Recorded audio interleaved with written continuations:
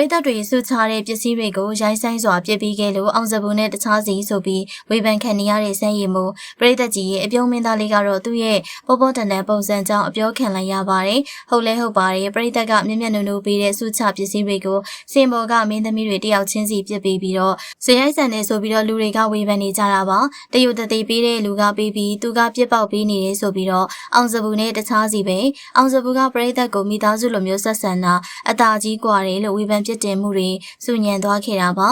ဒါပေမဲ့လည်းစမ်းရည်မိုးရဲ့စားနောက်တတ်တဲ့ပုံစံကိုပရိသတ်တို့လည်းအတိပဲဖြစ်ပါတယ်။နောက်ပြီးတော့ပျော်ပျော်နေတတ်တဲ့သူမလို့သူ့ရဲ့မင်းသမီးတွေကိုစားနောက်နေတာဖြစ်တယ်လို့ချစ်တဲ့ fan တွေကတော့ပြောပြလာခဲ့တာပါ။ဘလို့ပဲပျော်ပျော်နေတတ်ပါစေအများရှိမှအခုလိုမျိုးအပြုအမူလုပ်ပြတော့ဇရိုက်ဆန်နေဆိုပြီးတော့ဝေဖန်နေကြတာလည်းဖြစ်ပါတယ်။ဒီတော့ပရိသတ်ကြီးရဲ့စမ်းရည်မိုးရဲ့အခုလိုအပြုအမူတွေအပေါ်မှာဘာများပြောချင်ပါသလဲ။မင်းသားလေးရဲ့မရင်ကျက်တဲ့ဒီလိုအမူအရာတွေက